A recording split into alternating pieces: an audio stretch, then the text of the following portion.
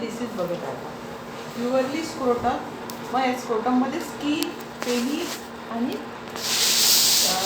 Testicular swelling and scrotal swelling.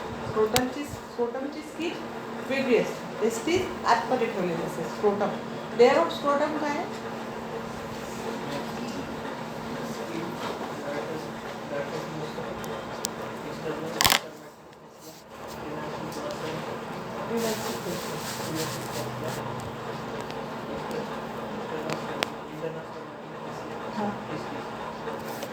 Testes नाही म्हणायचं, तर हा लेअर असतात. म्हणून आपल्याला आता काय ते एक्झामिनेशन ऑफ मेन एक्सटर्नल जेनायटल, तर त्याच्यामध्ये पेनिस, हर्नियल ऑरिफायसेस म्हणजे ज्या ठिकाणी प्युबिक सिम्फायसिस असते त्याच्या दोन्ही बाजूला काय असते? सुपरफिशियल इन्व्हायनल रिंग, ते असतात हर्नियल ऑरिफायसेस. हां, लक्षात आलं का? हे सगळे आपल्याला एक्झामिन करत आहे, फक्त मेलची गोष्ट करत आहे. तर याच्यामध्ये आपल्याला काय काय हिस्ट्री घेताना अगेन तेच रिपीट, स्वेलिंगमध्ये किंवा आपला पहिला चॅप्टर होता हिस्ट्री टेकिंग, तेच अगेन आपल्याला रिपीट करायचं. एज काय आहे, ऑक्युपेशन काय आहे, सेक्स काय आहे, हिस्ट्री काय आहे, हे सगळं आपल्याला पाहायचं. तर एजमध्ये scrotum cancer, carcinoma of cancer आपण पहिल्या पिरियडमध्ये पाहिलेलं होतं. कुठल्या पीपलमध्ये कार्सिनोमा ऑफ स्क्रोटम कॉमनली होतो?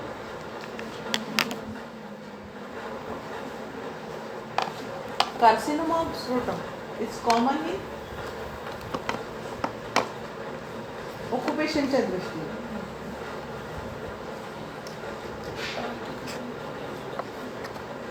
पहिल्या chapter how to take the case or test taking, आपण ऑक्युपेशन पाहतो, एज पाहतो, त्याच्यामध्ये in which people carcinoma of scrotum is common.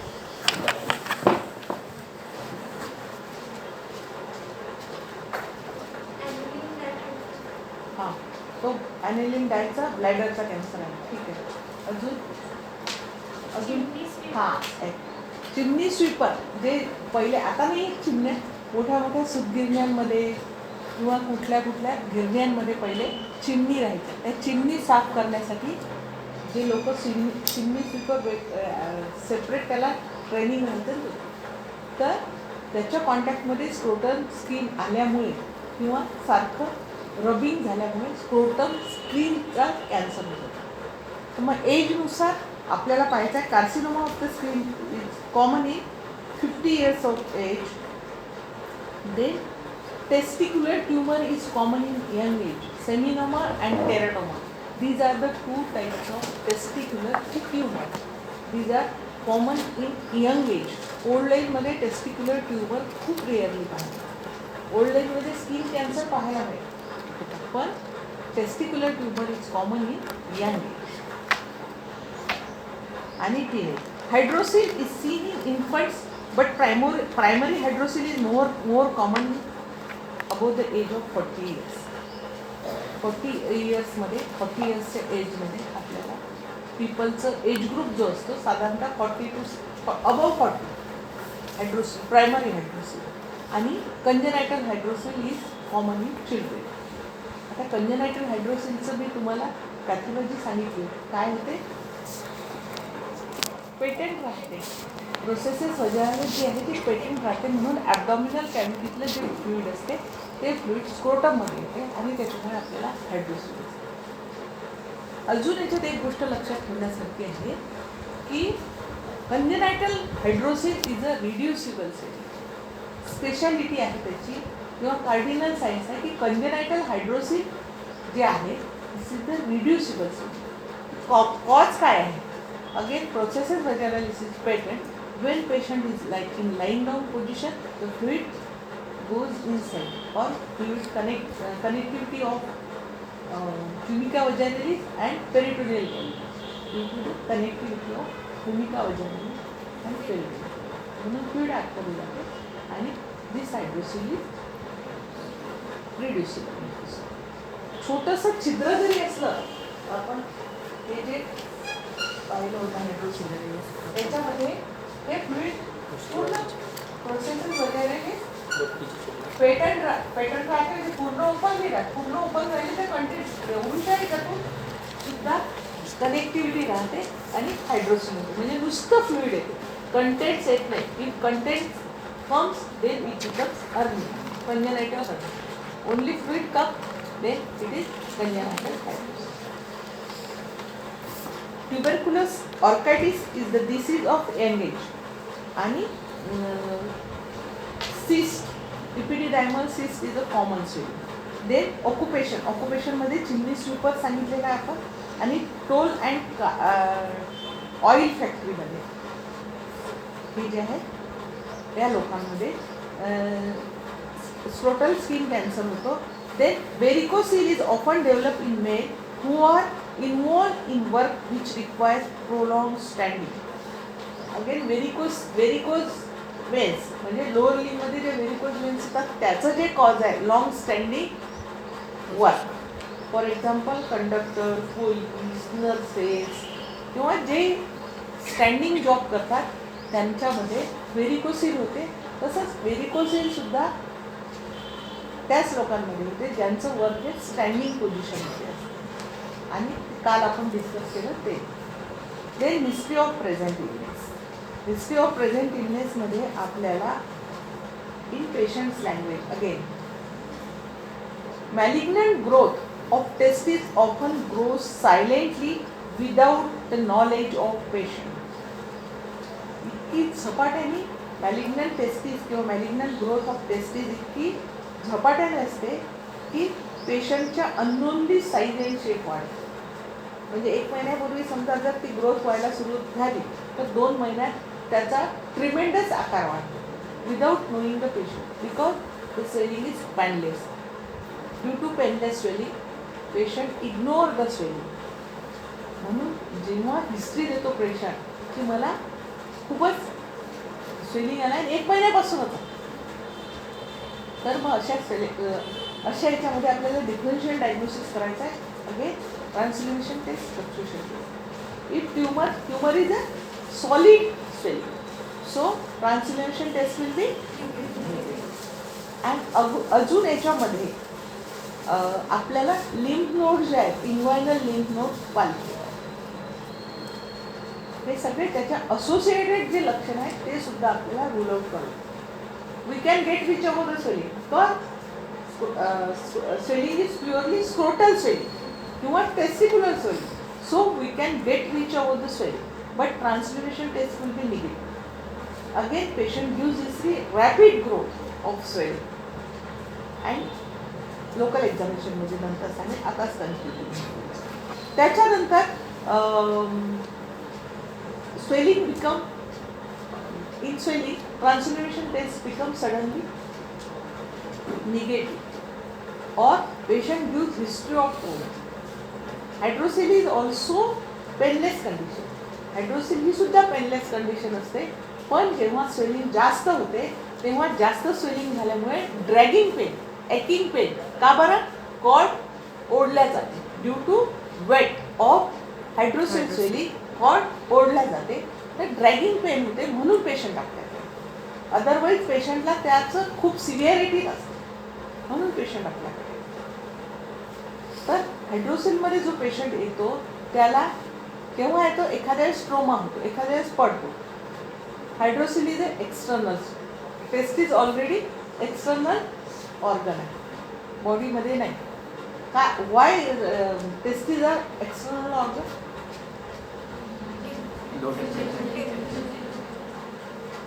बॉडीपेक्षा त्याचं टेम्परेचर 1 डिग्रीने कमी असते आणि स्पर्म्स त्याच्यामध्ये राहून आतमध्ये बॉडीमध्ये राहिले नसते. पण as compare to body 1 degree low grade temperature असते. त्याच्यामुळे टेस्टिंग आपलं स्पर्म सर्वाईव्ह होतात म्हणून एक्सटर्नल.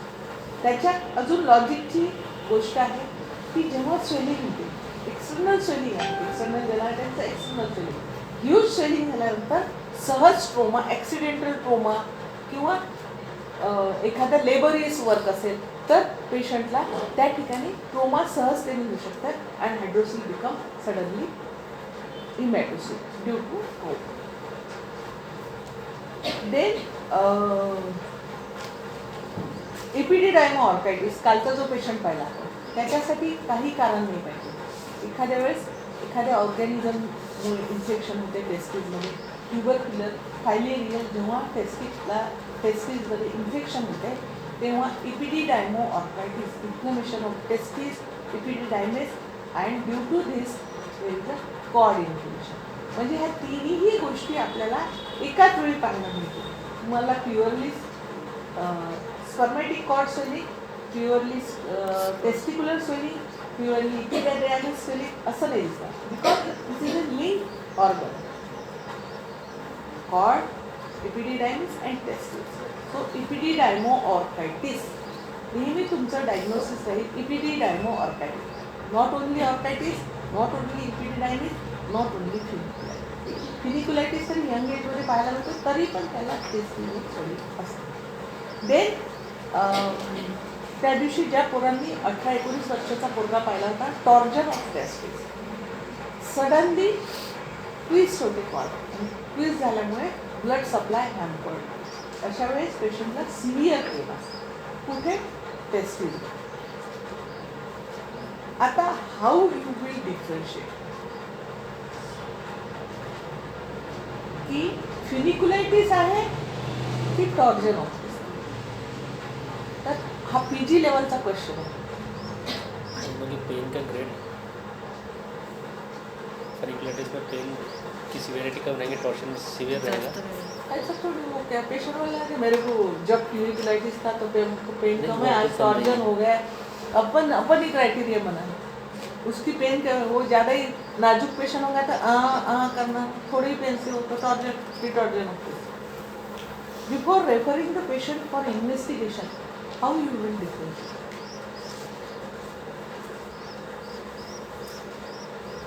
बिफोर PG का क्वेश्चन है.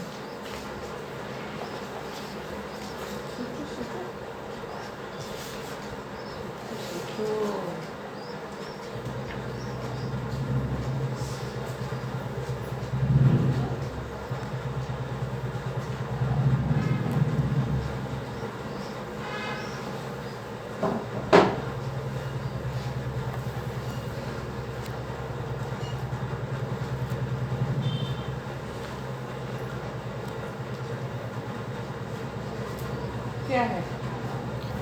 इन्फ्लेमेशन के साइड में सब भी रहते हैं.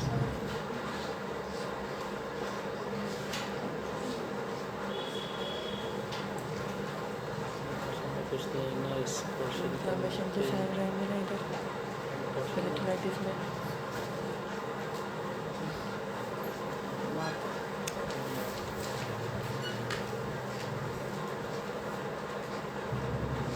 तो टॉर्शन में क्या मिलेगा? स्वेलिंग के दोनों रेड ब्लड सप्लाई बंद हो जाएगा तो उसको और एक स्टेज में आएंगे, इनिशियल स्टेज में.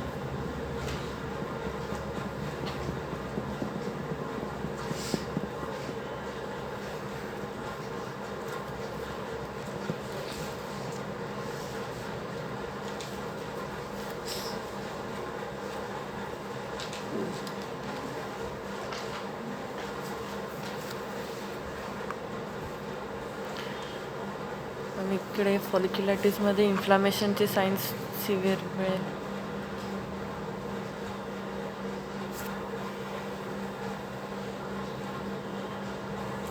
आपण कुठलाही स्क्रोटल स्वेलिंगचा पेशंट आला तर पहिले काय करतो? काही असो, वार्डात आला, स्क्रोटल ॲब्सेस आहे किंवा ऑर्कायटिस आहे, तर पहिली काय ट्रीटमेंट देतो?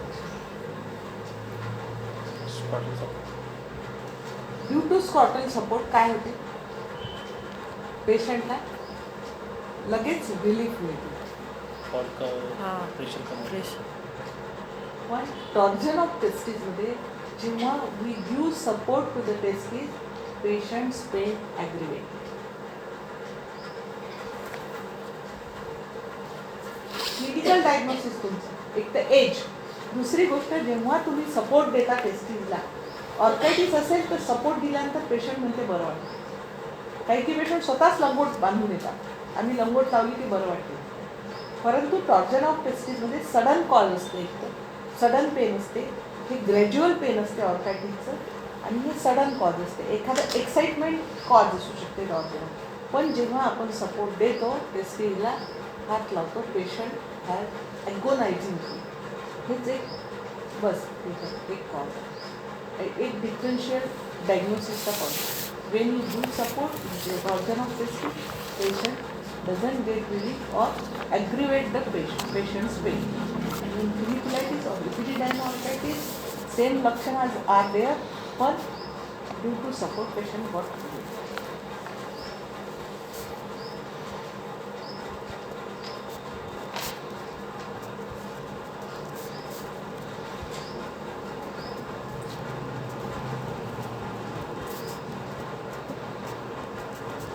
Then local examination. आता लोकल एक्झामिनेशनमध्ये आपल्याला स्क्रोटमच्या स्किनपासून पेनिसपासून सगळ्या याचं तर स्क्रोटल स्किन जी असते नॉर्मल याच्यासाठी तुम्हाला नॉर्मल स्क्रोटल स्किन कशी असते. नॉर्मल स्क्रोटल स्किन लूज असते, रिंकल्स असतात, त्याला म्हणतात रुगाचिकी ऑफ स्क्रोटल स्किन. रुगाचिकी एक प्रकारच्या विशिष्ट आकाराच्या त्याच्यावर फोल्ड्स असतात, ते normal wrinkles or fingers and testes ही स्किन टेस्टीजवर फिरते. टेस्टीज नाही हल आपण जर स्किन टेस्टीजवर फिरवली तर easily move the skin over testes it. आणि मग आता त्याच्यानंतर आपल्याला जायचं आहे पॅथॉलॉजी असेल any pathology in scrotal they how to scrotal skin feels. तर इपिडिडायमोऑर्कायटिस असेल तर काल आपण पाहिलं ॲक्यूट स्टेजमध्ये जर पाहिलं तर शॉर्ट ड्युरेशन असेल तर skin become edematous shiny red and rugosity किंवा त्या रिंकल्स जे आहेत त्या डिसॅक्युरेट red shiny edematous. In hydrocele the skin will be tense. अजून लॉजिकची गोष्ट आहे की तिथं फ्लुइड कलेक्ट होत आहे, आतून प्रेशर वाढत आहे, त्याच्यामुळे स्किन टेन्स होत आहे, रिगॉसिटी डिसॅक्युरेट. आणि टेन्स झाल्यामुळे त्या ठिकाणी आपल्याला वेसल्स दिसतील डायरेक्ट झाले, म्हणजे ज्या वेन्स आहेत आर्टरीज आहेत कॅपिलरीज आहेत त्या आपल्याला सहज व्हिज्युलाइज होते in case of hydrocele. Then in case of tumour of testis हे टिपिकल साईन असते. ज्यांनी एकदा ट्युमर ऑफ टेस्टिस पाहिला तो आयुष्यात कधीच विसरणार नाही की याला हायड्रोसिल आहे की टेस्टिक्युलर ट्युमर. टेस्टिक्युलर ट्युमरमध्ये एक तर पेशंट हिस्ट्री देतो शॉर्ट ड्युरेशनची हिस्ट्री देतो की माझं ग्रोथ जी आहे ती झपाट्याने झालेली आहे आणि स्किन शायनी इडिमॅटस असते आणि बॉल लाईक स्ट्रक्चर. हार्ड एकदम स्टोनी हार्ड असू शकते किंवा फॉर्म. मी तुम्हाला 3 गोष्टी सांगितल्या soft, stony hard and form. Tongue is a soft, firm and stony. 3 point नेहमी लक्षात ठेवा. सॉफ्ट, फर्म म्हणजे हे जे फिलिंग तुम्हाला लागते ते फिलिंग हा criteria soft, firm and stony hard. तर स्टोनी हार्ड सेली किंवा फर्म सेली.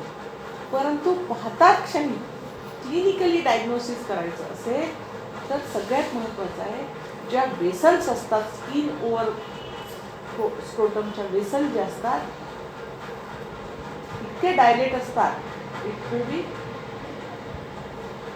धिस डायमीटर इतक्या डायलेट असतात. ब्लड सप्लाय कुठल्याही ट्युमरला केव्हाही जास्त होतं तो वेसल्स एकदम डायलेट करतात. हे एक टिपिकल साईन आहे. देन STD एखादं मिनरल डिसीज असेल, सेक्शुअली ट्रान्समिटेड डिसीज असेल, गोनोकोकल इन्फेक्शन, सिफिलिस, तर त्याच्यामध्ये तुम्हाला अल्सरमध्ये जे सांगितलेलं आहे अल्सर वाचलाय gummatous ulcer over the scrotum हे दिसतील. Posterior side of the testis gummatous ulcer ते परत तुम्हाला वाचावं लागते ते दिसते. Then again common condition of scrotum जी बिनाईन आहे आणि कॉमन कंडिशन आहे multiple sebaceous cyst of scrotum. Sebaceous सिस्टचं common site आहे स्क्रोटल स्किन बिकॉज त्या ठिकाणी स्किनला टेम्परेचर मेंटेन करावं लागते आणि स्किनमध्ये जो ऑइलीनेस आहे मॉइश्चर जे आहे ते मेंटेन करण्यासाठी त्या ठिकाणी आणि हेरी एरिया असल्यामुळे त्या ठिकाणी सीबीएसई गँड जास्त असतात म्हणून common condition of scrotal shedding is a multiple sebaceous cysts of scrotum. Then अजून एक कंडिशन आहे कोर्नियस गँग्रीन. कोर्नियस गँग्रीन ही ॲक्च्युली स्क्रोटल एक कंडिशन आहे पण त्याचा स्क्रोटलशी काही संबंध नाही. So this is infectious disease. जेव्हा टेस्टिस पायोसिल होते. पायोसिल म्हणजे pus in the scrotal, pus in the tunica विचारते किंवा एखादी स्क्रोटल स्किन आहे. What is cellulitis?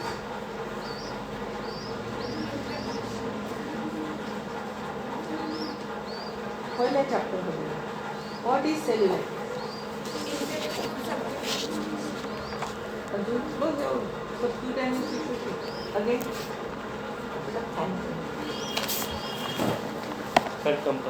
Come. What is cellulitis?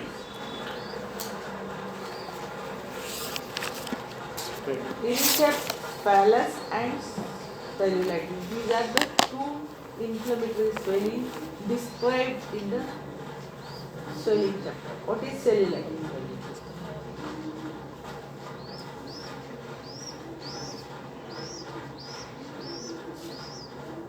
Common site of cellulitis.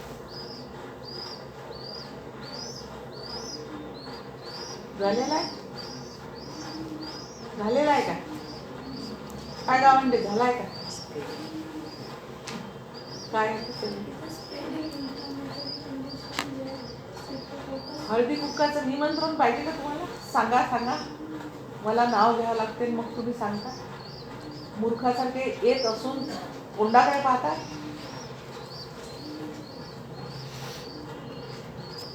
सासू सुनेसारखेच वागता तुम्ही तर जब्बर सारखे.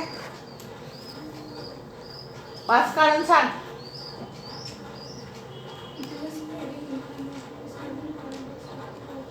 नाव घ्यावं लागते काय? नवऱ्याचं जसं नाव घेतात तसं सांगा म्हणून. मी मूर्खासाठी 2-2 वेळा म्हणून राहिली तरी सांगत नाही. दुसरं कोणी? बस खाली.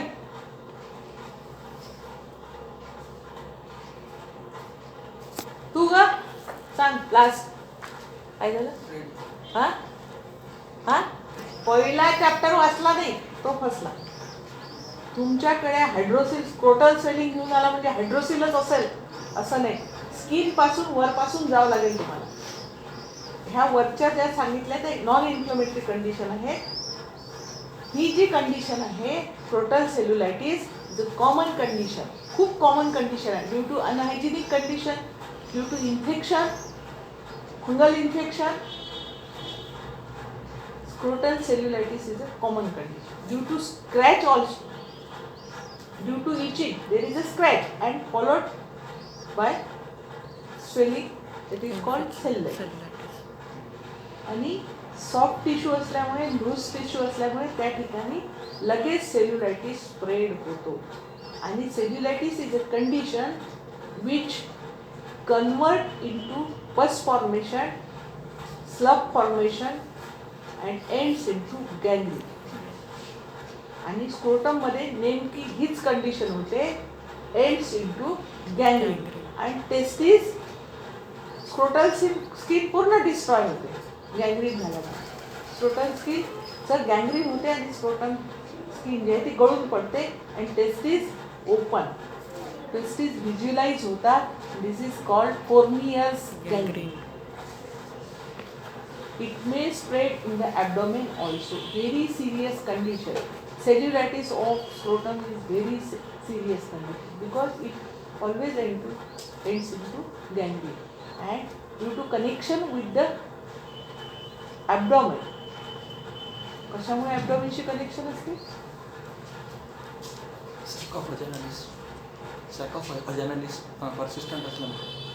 पर्सिस्टंट असल्यामुळे नाही. कॉर्ड जी आहे कॉर्ड आणि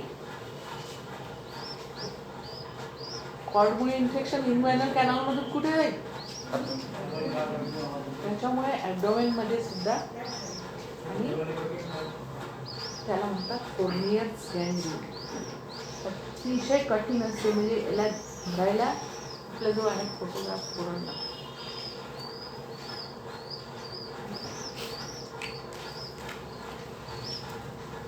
एक कंडिशन असते त्याच्यामध्ये फायलेरियल इन्फेक्शन. ज्या पेशंटला फायलेरियासिस असते. What is filariasis?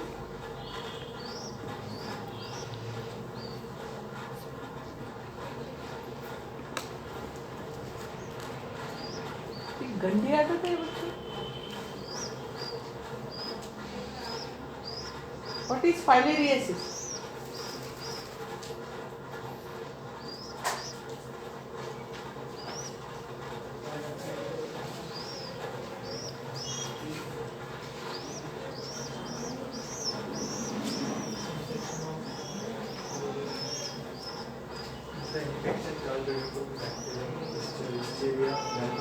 Listeria.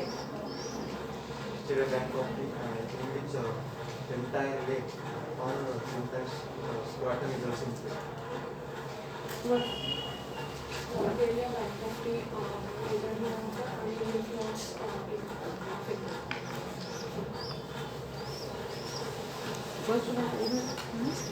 lymph node infect कशाला? infection caused due to bacterial vessel, which is the enlargement of the lymph node caused by the Listeria bankruptcy. It is the enlargement caused by bacteria bankruptcy and mainly lower liver scrotum is involved. What is the pathology?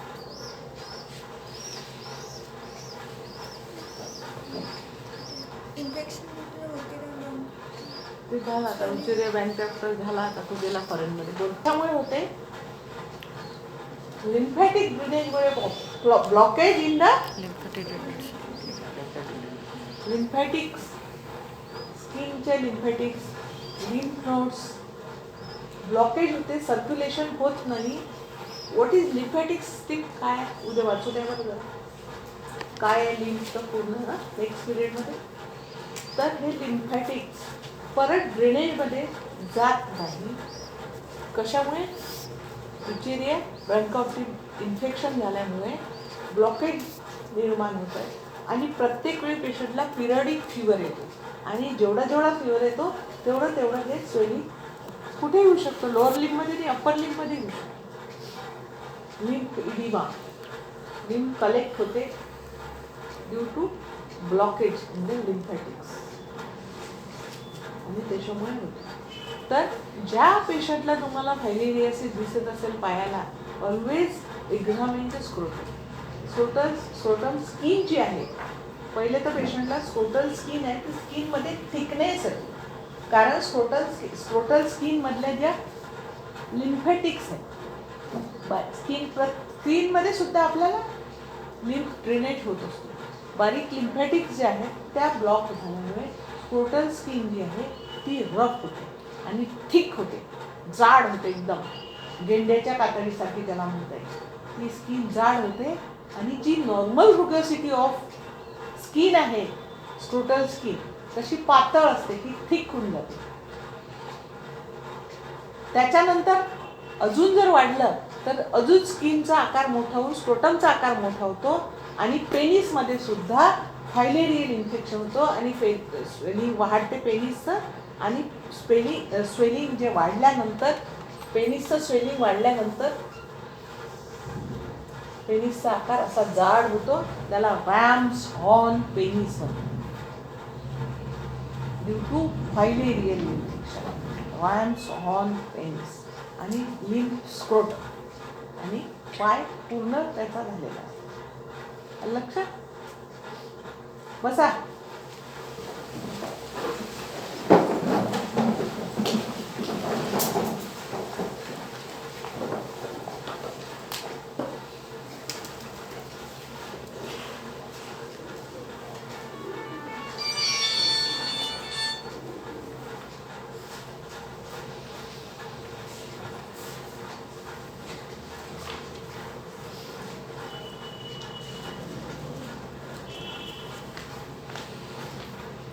Hydrocele, आता आपण हे पाहिलं बाकीचं testes वगैरे कशा palpate करायचं तुम्ही वाचून घ्या पुस्तकातून.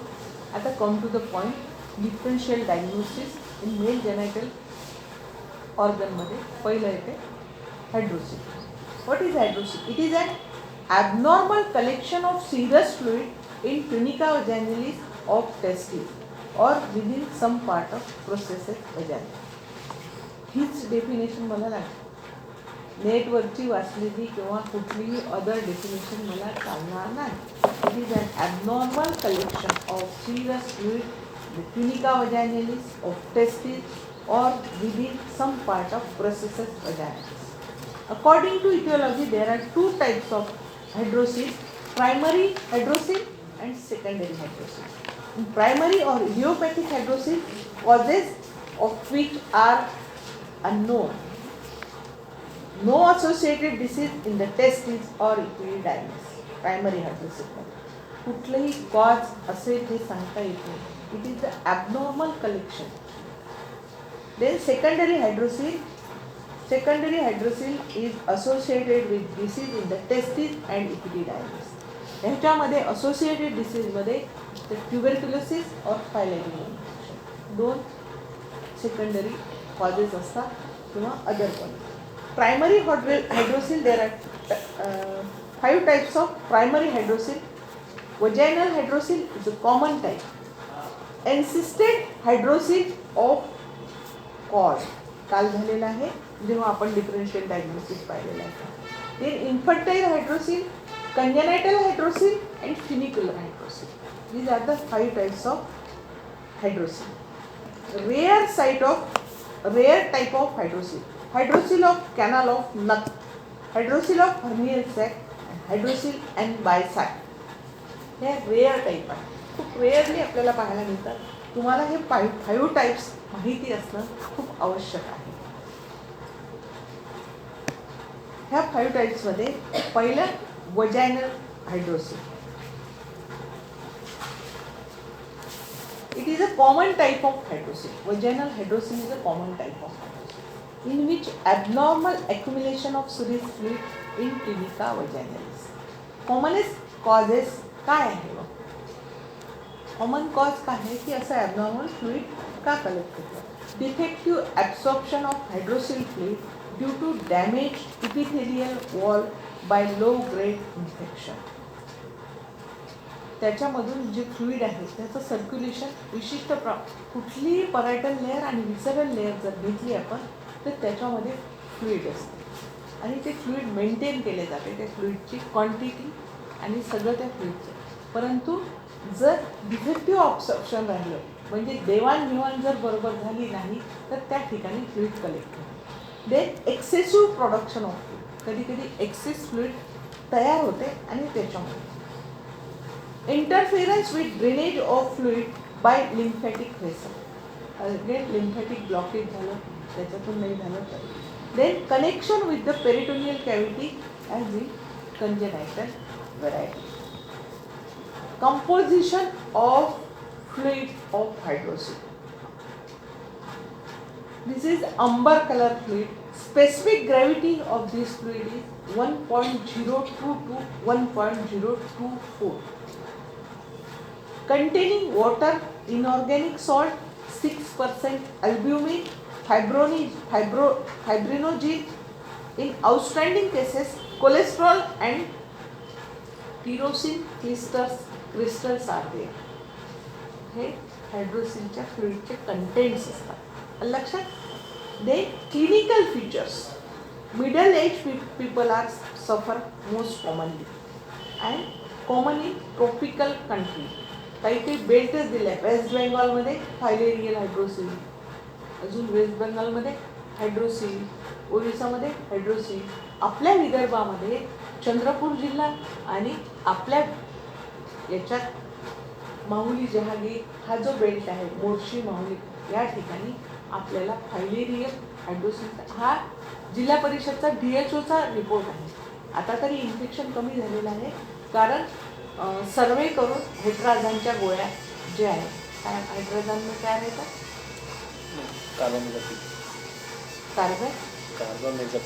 कार्बामेझेपिन जे ड्रग आहे त्या ड्रगमुळे खूप वाटल्या जात होतं. आम्ही शिकत असताना हे ड्रग वाटल्या जात होतं म्हणून फायलेरियल इन्फेक्शन कमी होऊन आता कमी झालेलं आहे.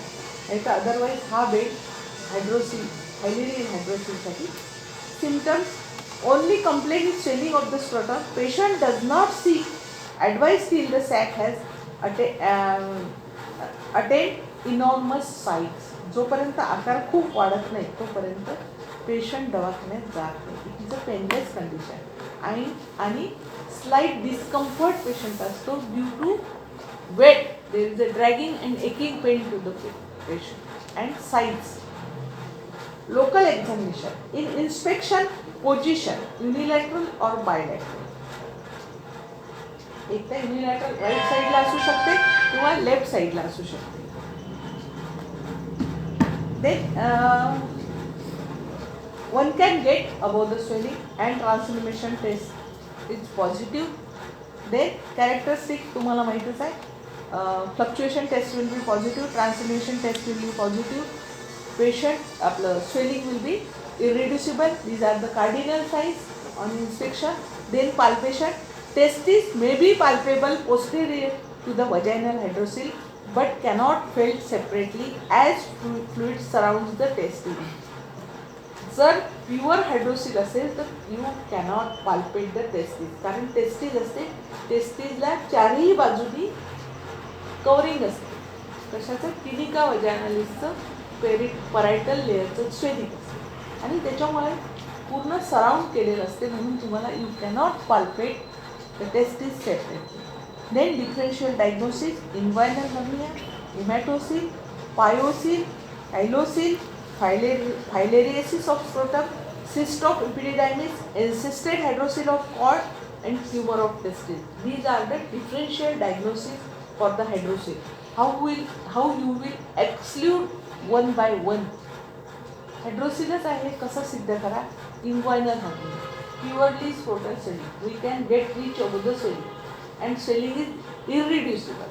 Cardinal signs of inguinal hernia are reducible swelling, problems are possible. And we cannot get reach over the swelling. हे सगळे त्याच्यामुळे ते आउट झाले.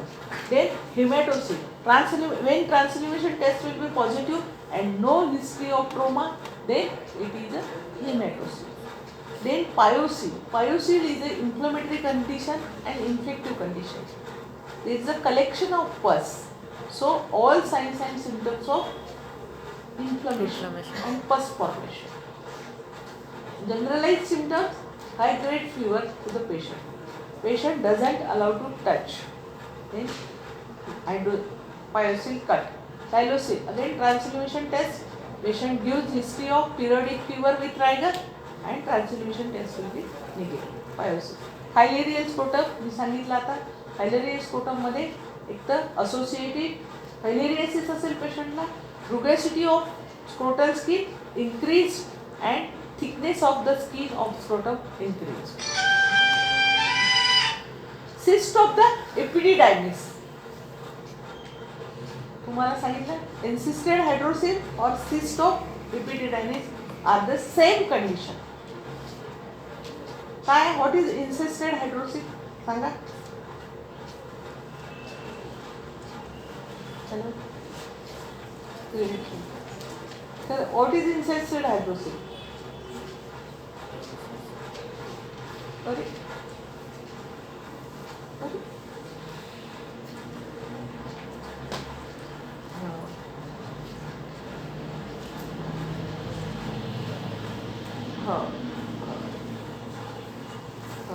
कोणती टेस्ट सांगितली? कोणती टेस्ट सांगितली? ते कारण ते एक्सक्लूड करायचं. देन ट्युमर ऑफ टेस्टिस ते पण सांगितले. तर आपले हे सगळे डायग्नोसिस त्याच्यातून बाद करून टाकायचे आणि डिफरन्शियल डायग्नोसिस करून प्रोव्हिजनल डायग्नोसिस झालं आपलं right vaginal hydrocele, left vaginal hydrocele और बायलॅटरल वजायनल हायड्रोसिल. जोपर्यंत तुम्ही वजायनल वर्ड लावत नाही तोपर्यंत तुमचं डायग्नोसिस कंप्लीट होत नाही. राईट, लेफ्ट और bilateral. Vaginal hydrocele. Then complication of hydrocele. एक इन्फेक्शन होऊ शकते. इन्फेक्शन झाल्यामुळे त्या ठिकाणी पस फॉर्मेशन होऊ शकते. Become pyocele. Then hematocele due to trauma. There is a hemorrhage in tunica vaginalis and fluid become hemorrhagic and hematocele. Then rupture due to trauma, due to huge swelling in the scrotal region, sometimes accidental trauma over the scrotum and rupture of the scrotum or testis. Then atrophy of testis and sac. खूप दिवस जर hydrocele राहिलं तर testis ॲट्रोफी होऊन जाते आणि सॅकसुद्धा ॲट्रोफी होऊन जाते आणि फक्त फ्लूइड त्या ठिकाणी आहे. Main calcification of sac. तुम्हाला कंटेंट ऑफ सॅक सांगितले आणि अगेन फायलेरियल इन्फेक्शनमुळे जी टेनिका वजायनॅलिस आहे ती कॅल्सिफाईड होऊन जाते. जस्ट लाईक सिमेंट खूप रेअरली पाहायला मिळते की एकदम टफ सिमेंट सारखे होते. That is called calcification of sac. Then hernia of hydrocele sac in long standing cases. खूप मोठं हायड्रोसिल होते आणि ते हायड्रोसिल झाल्यामुळे प्रेशर वाढते. प्रेशर वाढल्यामुळे टेस्टिस त्या हायड्रोसिलमधून बाहेर डोकावते. That is called herniation of hydrocele sack.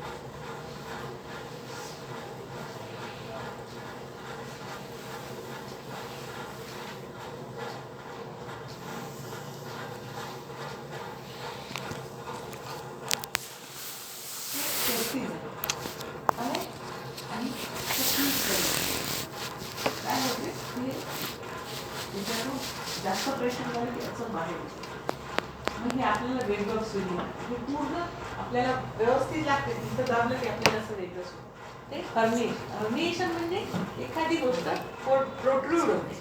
Herniation शब्दाचा अर्थ मिनिंग आहे की बाहेर आहे.